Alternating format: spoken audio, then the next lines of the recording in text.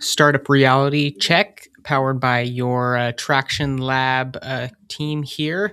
So I'll be going solo today as Jay Dooms is off to Bodega Bay with the family. So he is going to have a great time and have some good weather out there. And so you got me for the next probably 30 or so minutes. We did get some pre-submitted questions, so thank you all for submitting those.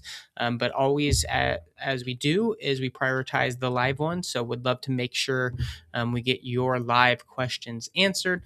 I know there's usually a little bit of a delay. So as we kind of get people pouring in, just a few things was last night was great. We had the high conviction happy hour, so full room, two entrepreneurs diving into their startup. It's think of a thesis defense for your startup, and then we had the Traction Lab review board kind of poke holes and help them in that process. So some good takeaways for our entrepreneurs, and then I think across the broader community that was spectating there. So if you want to plug into our next one, it's December 10th. So would love for you to plug in. And if you're interested in being in the hot seat, let us know.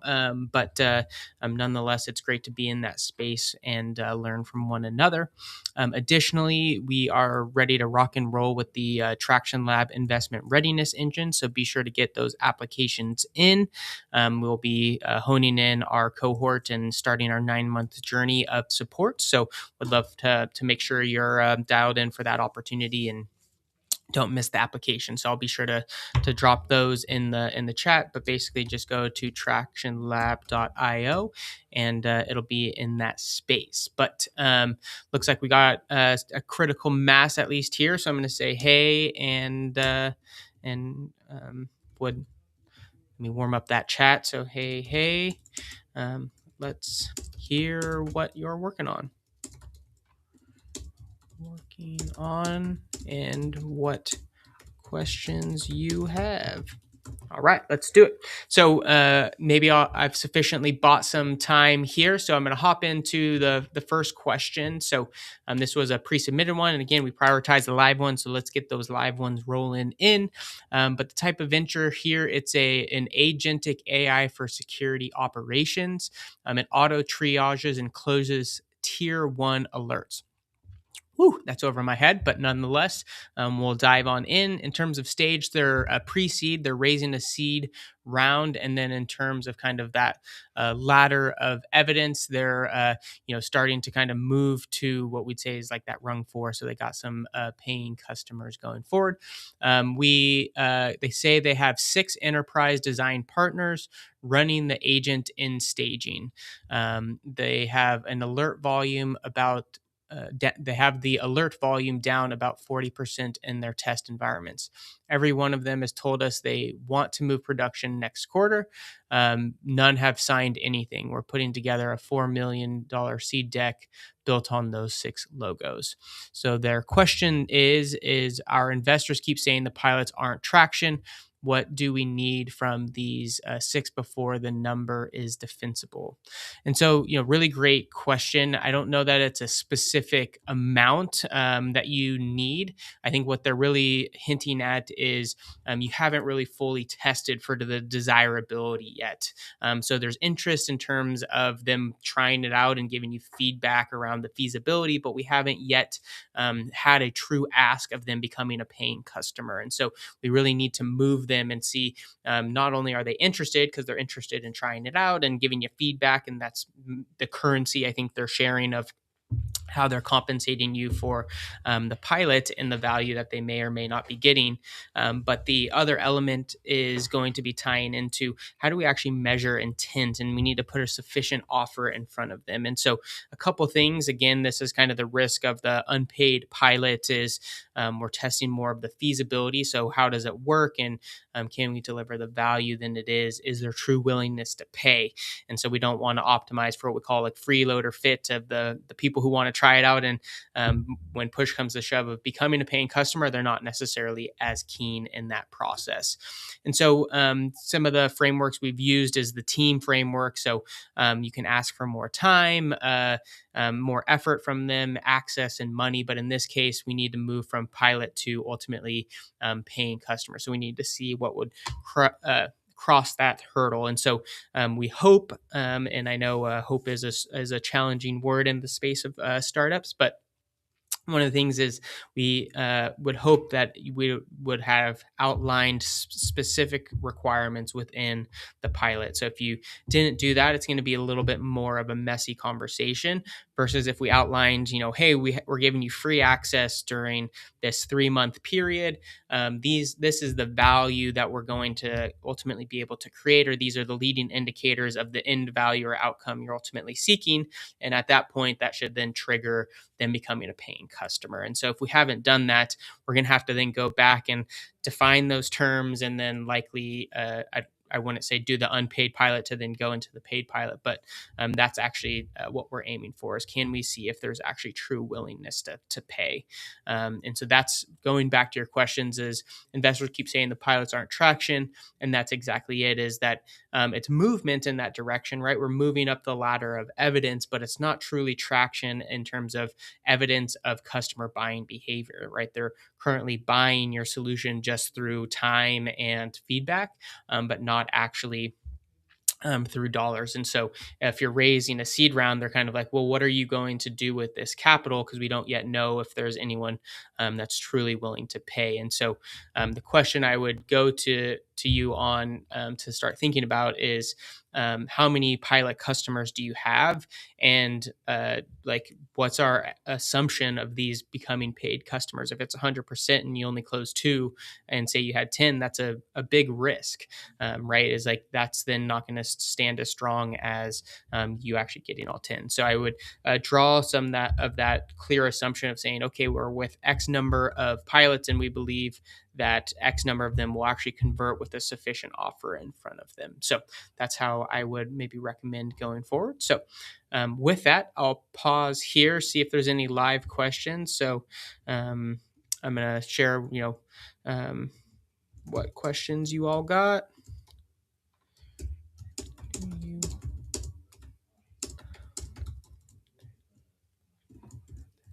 Cool.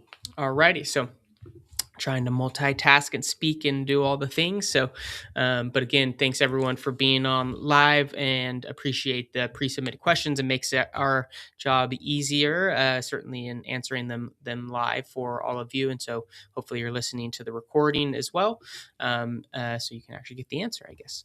So nonetheless, this second venture is it's a vertical AI for CROs. They document and protocol workflows. Okay. In terms of stage, they have paid pilots at 3 medium-sized CROs. These are, and then in terms of the scenario, the clinical ops associates use it daily and love it. 3 of our 4 expansion conversations died in security review and procurement. Our champions advocate hard internally and then go quiet for weeks.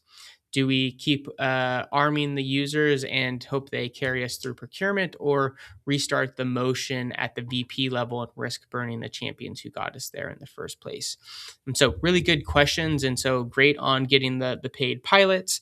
I'm hoping those mid-sized CROs are looking fairly similar, so we can maybe, it's apples to apples in that sense of it. But the big thing that's coming up here, and we talk about it often, is understanding the economic buyer versus the user. And so one of the key things that we're seeing here is, your champion, which is likely the user of the solution that's getting a lot of value, it's dying somewhere in that process. And so procurement is a very broad term in the sense of, like, we don't maybe know yet where it's dying. So is it in the technical space, or is it going to the person who signs off on it and they're not willing to pay for it because they don't get any particular value back, or the value that the user is getting doesn't actually translate to creating value for the person signing off at the end of the day? And so one of the things you might do is engage that champion. So going above them, I don't know that that's going to be the best approach.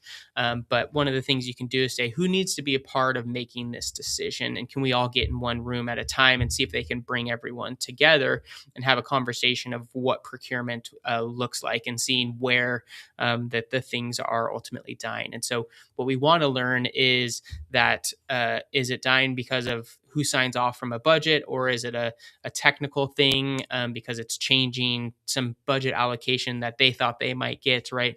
So we want to understand who the saboteur or why it's not ultimately moving forward in that process. So the kind of like just leaving it up to them to then go quiet, we haven't really learned anything. And so we want to engage those champions to, one, understand what the ecosystem looks like for making those particular decisions. And so one of those ways is to ask for all of those teams together. The last thing is, as you're engaging other mid-sized CROs, as you're thinking of kind of locking in potential paid pilots or whatever that process is of getting them introduced to your solution and kind of moving through that, is to understand how those decisions are currently being made, and maybe ask about the last time they procured a technology and who was a part of that decision.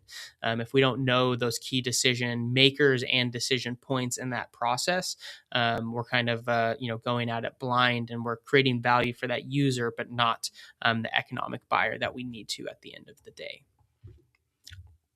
So cool. Very good. So we got 2 down, and we got some people on here. So I'm going to refresh just to make sure those questions didn't get dropped if they were in there.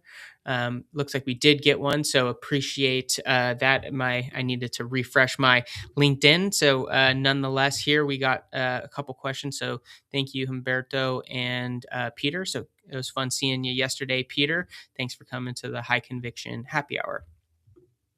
So pulling up this question here. So Humberto says, good afternoon. I'm in the startup phases of a company. I'm debating starting involving phone use in school and giving teachers a tool that restricts phone use without needing to take away the phones physically, while also allowing certain apps to work for educating or medical purposes. I'm waiting for a law firm to respond to my compliant with data laws. However, I want / need a teacher to validate it in the real world. In a class, however, having just graduated, I lost access to being able to test it in college classes, and I have had difficulties in getting into classes locally to me, as most do not respond and send me somewhere else. I can see that's challenging navigating. Just wondering, how do you think I can get an actual pilot going to get the validation of the startup, as I don't need a class like a high school, just a class who'd be who you want. So one, awesome. Thank you for giving us all of that context, and again, the moving forward in the entrepreneurship pathway. So a few things that come to mind for me is, similar to that last question that I answered on the pre-submitted, is one of the things when we're targeting teachers is it might not be in their budget allocation, meaning what they are making decisions on, or that they can actually purchase such technology. And so one of the things, even if you do create value for the teachers, you need to understand who the economic buyer is. So is this a IT person within the school district or the school, or does that need to be made at the principal level in terms of those solutions, and also maybe the overall governance of what that looks like. So I guess my general take is a lot of the questions you're asking are around the feasibility space, but the real risk we see is the desirability. So is this actually something that teachers and students and administrators want? And if so, can we get to them to show some level of commitment? So they might say, yeah, like that would be really interesting, but when push comes to shove, are they willing to put resources to solving that problem? And one of the key things that I would highlight is, we talked a lot about the features of what it does. It might shut off the ability to access your phone outside of key apps. Like, that's great. But what is the outcome that it's going to derive? And so we often talk about, as people buy benefits, people don't buy features, or people buy benefits that those features provide. So you ultimately want to narrow in on asking the question of why does this matter in the long run for that particular customer. So they're not going to buy it just because it does X, Y, and Z. It's because it ultimately gets them to this end state. So is that allowing students to have better educational outcomes? So that's going to make the teacher look better and therefore then the administration. Or is it that they're going to get better engagement in the classroom and that's driving something going forward? Or is it eliminating burnout because now students aren't focusing on their phones, they're engaging in the classwork and making progress, and now maybe the teacher feels more fulfilled, right? And so those are all various iterations of what an outcome for your solution might be. But we need to understand what that is for the teacher and the actual economic buyer. Because in my assumption is that the teacher is not likely the economic buyer in this situation. But to address some of your feasibility concerns, I mean, I imagine you have some friends, or you could probably engage even the startup ecosystem around this kind of question of, can you get people in a class-like setting? It doesn't have to necessarily be students to try it out and see if it closes off their phone for that period of time while you do a workshop. And maybe you're like, hey, I'm going to do a pitch and Q&A from all of you, but during that I'm going to test out my technology to see if it not shuts down, but does whatever it needs to do while you're doing the presentation and getting the Q&A in that process. So that would be one idea in the process. And I don't know that you need 100 people. It could be a small sample size of 5 to 10 to see if it works. But again, I'll push that the major risk I foresee is less on the feasibility, more so on the desirability space. Feel free to follow up with any follow-up questions you might have to what I shared, but keep on pushing forward, and don't hesitate to reach out to the Traction Lab Venture School, or listen to our Traction Lab podcast and things. But thanks for hopping in, and awesome questions. So would love to see if you have any follow-ups as well. And then next live question, we have Peter. So great to see you again last night at the High Conviction Happy Hour. Hope you had a good time. So reading this here, can you recommend any blog post, book chapters, or video interviews that speak to the following startup topic, which can't find some content on? So mindset, philosophy, comfort adjust of founders regarding lack of money to the venture on a constant basis, especially for ventures where customer revenue is many years away, and thus top line revenue for a long time is new and repeated. So investor funds. So I will have to self-servingly recommend the Traction Lab podcast if you haven't already subscribed to that, as well as our Traction Thinking articles. If there's particular things related to that we could bring in that don't specifically address some of the things you're working on. I know you're more on the deep tech play and something longer going forward. So recognize that can be barrier, but a lot of the frameworks are similar in the sense of the way we need to ultimately demonstrate traction and what that looks like. And so from an investment standpoint, articulating that story, our traction story is going to look a little bit different. Usually we have to balance two core things of like technology readiness levels, and like how are we progressing with that, and then also customer readiness levels. So are we actually engaging in customers? And sometimes if we're too far on the technical side, we might have got ahead of the market because we don't actually have true evidence of what the customer's needing. And then if we're so far on the customer readiness, but we haven't really moved the technology, we obviously have the risk of we can't deliver on some of those things going forward. But those would be kind of the particular highlights I would share in terms of, I might check out some of the like Venture Well stuff. They have some good content on the deeper technology space, and have some, I think online conferences or webinars of that sort. So Venture Well, I'll comment that here. And then if you haven't already checked them out, and then locally, UC Davis Venture Catalyst, they have a lot of great resources to check out. So one of those, let's see if I can find that article. So this came from one of the individuals, Janine Elliott, at the Venture Catalyst, and she was the one who kind of introduced me to the concept of TRL and CRL, which make total sense. So technology readiness levels and customer readiness levels. But I'll try to find that article here shortly. I'm partly trying to multitask here. Um, uh,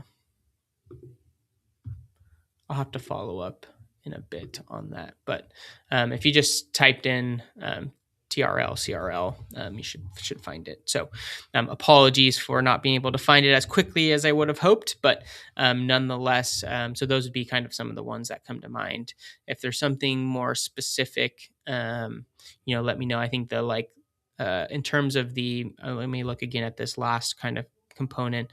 Ventures where customer revenue is many years away, and thus top line revenue for a long time is new and repeated investor funds. So yeah, I think the more you look at things that are in the space of deep technology and how they demonstrate their story, part of it is also, can you find ways to look at federal funding through like SBIR, STTR, and some of those. But again, thanks for being here and posing those questions. So I'm going to see if there's any follow-ups. I don't see them. So I'm going to hop into our next pre-submitted question. So, all right. So this is a field service AI for specialty contractors. So the type of venture is an AI scheduling and job costing SaaS for mechanical and electrical subs.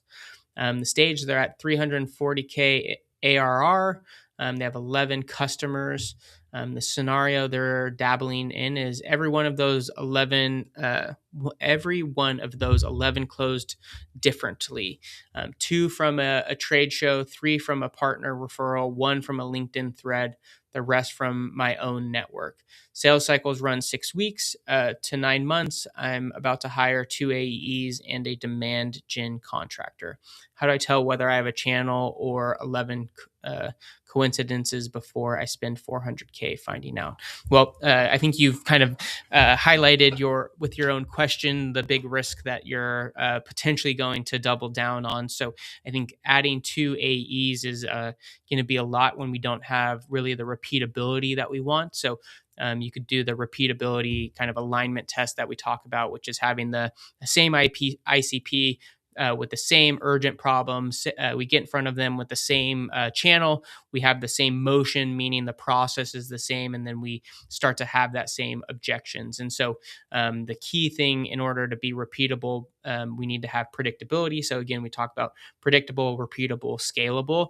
And at the end of the day, all roads lead to distribution. And so one of the core elements we need to start to test for before I would say we hire those people is starting to dive into that predictability and repeatability. So, because what we talk about is like the founder arc. So you've been doing this founder only and you're kind of trying to like scale this effort. But again, how do we bring someone in when we haven't really had a repeatable process? Like if you allocated time and budgets, you're not necessarily going to be as efficient because we don't necessarily know which one of these are ultimately going to lead to ultimately that scaled opportunity. And so I would try to kind of narrow in on one of these in particular. I think the key thing is highlighting those ones, a majority of them came from your network. And so we would say from that like strength of evidence, it's obviously solid, you have paying customers, but it's not as solid as some of these colder ones. And so when we think about those colder ones, which ones, although they all took 6 weeks to close, how much did you have to pay in order to get those to close? So for example, paying to go to a trade show, both from the entry fees and the time, those two customers, the cost to acquire them is much higher than a LinkedIn one from a LinkedIn thread, right? But that could have been a lucky thing. And so I would set them up in some sort of experiment in what success looks like.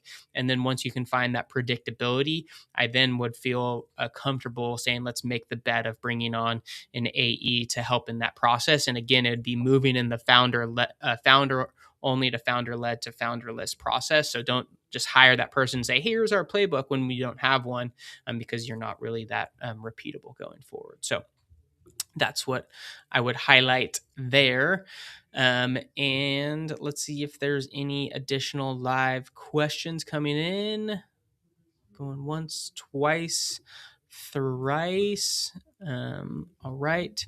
Let's see if there's any more of these. Okay, so this is the last pre-submitted question. So if you're out, for those that are here live, again, we prioritize the live questions. So thank you, Peter and Humberto, for your questions. So appreciate you showing up and asking those questions. In terms of this next pre-submitted one, so I'll buy you all some time out there to submit your question, is this is an open source eval infrastructure. Okay. The type of venture is an LLM for evaluation and observability tooling. It's an open core. So that's all over my head. And I think we probably might want to work on narrowing down clearer articulation, but maybe that's just too big of words for me, I guess. In terms of the stage, it's a pre-seed, and they're looking to ultimately grow. So they have some interest, but they don't really have any true intent. So they have 6,000 GitHub stars, 1,400 free workspaces, about 60 weekly actives, and then 0 paid. We're heads down building SSO, audit logs, and permission models, because that's what enterprise asks for in the Discord. So the question they have is, are we a company or a popular repo? And what's the cheapest test that would tell us the difference this month? So really great question. And I think, kind of alluded to it in your question, is I think you're leaning more towards the popular repo, right? You have some great stars and building and workspaces, but we only have 60 weekly actives out of the 9,000 GitHub stars, and then we have 0 people that have paid. And so one of the things is you might have done like a big launch or something to drive a lot of early activity, but that's not leading to actual intent and paying customers. And so, we talk about this of closing the say-do gap of interest to intent. And so we don't want to get what we call freeloader fit, where we're just bringing in people who, think it's cool, but then ultimately never become paying customers. And so we really want to dive into who those paying customers are, and we should identify through our early adopter kind of persona who we want to target. So again, that they have the problem, they're aware, they're actively looking for a solution, they've hacked something together, and then they've acquired a budget, which is both money and time to dive into that process. And so I think we've built something that's interesting, but when it comes to solving a real big, urgent, and severe problem, I'm not seeing that particular interest. And so to go double down in building enterprise features without paying customers, I think is a big risk from our perspective. So before I would do so, is I would put those features that you believe solve those particular problems, or if they're suggesting these features, and seeing if they're willing to actually pay for them. And if they are, then okay, we have some actual intent behind it, versus them just saying, oh yeah, I'm interested in using it more if you build this next thing. All the risk is on you in that process.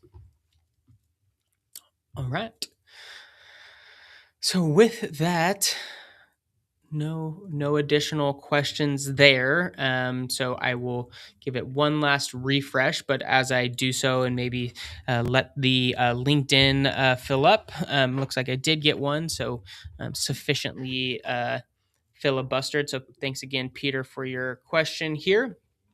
So how do entrepreneurs in Sacramento find themselves in the same room as people from local family offices? So great example, you were in a room with one of them for sure. So for example, Oleg works with Barone Kint as a venture partner, and Barone Kint is a family office in this region that invests into gov tech, health tech, and other kind of moonshots.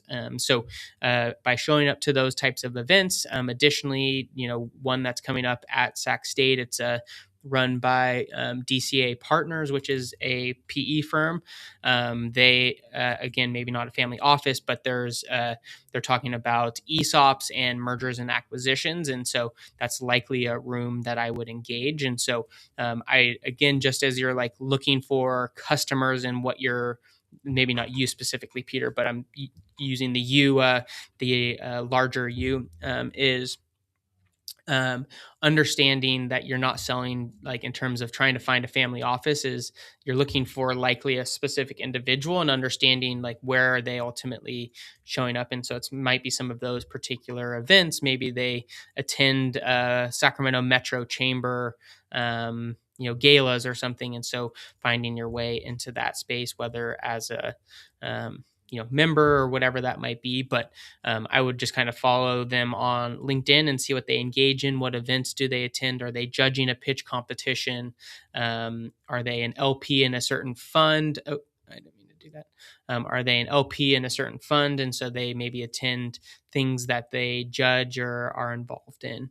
But I think, I think last night was a good example of the people in that space were, fairly connected to it. And so building those relationships and rapport to open that particular door. But I think the like big thing is trying to build a relationship, not necessarily like, okay, all I want to do is have a connection to pitch them my startup. It's less likely to happen that way versus, I'm looking for advice or trying to understand the landscape and want to see what they particularly look at and all of those types of things. But I think nonetheless continue to show up as you already did. And for the other founders that are asking themselves that same question, maybe less of family offices, but maybe how do I get in the room of angel investors or venture capitalists? It's showing up to like the Sacramento summer startup party, coming to the high conviction happy hour, startup happy hours, right?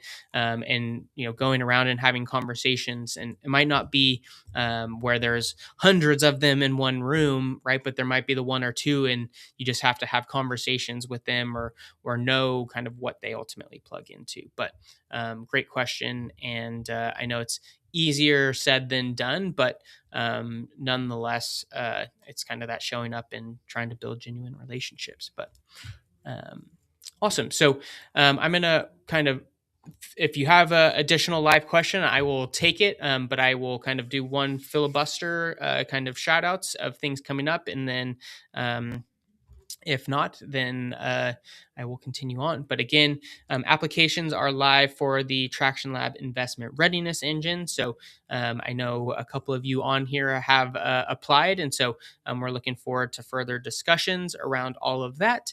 Additionally is we have the Traction Lab Venture School going. So if you want to join that community of founders and builders, we would love to get you plugged in. So again, go to tractionlab.io, and both of those offerings are on that space. If you like listening to JDM and myself on a regular basis, we do have our Traction Lab podcast. So episodes drop on Wednesdays. And then we do drop this recording on the weekend. So if you didn't get that full time or wanted to kind of go over some of those concepts, that's a great way. And then as always, we have this Friday office hours, our weekly startup reality check, where it's either myself and Josh or just one of us, but would love to continue to support you in all those ways. Lastly is our next high conviction happy hour is December 10th. So would love for you to join us at that, and our regular community startup happy hours as well, to continue to connect. But with that, appreciate you all plugging in your questions and you taking on the risk to be an entrepreneur. So with that, we'll exit as we do with bye.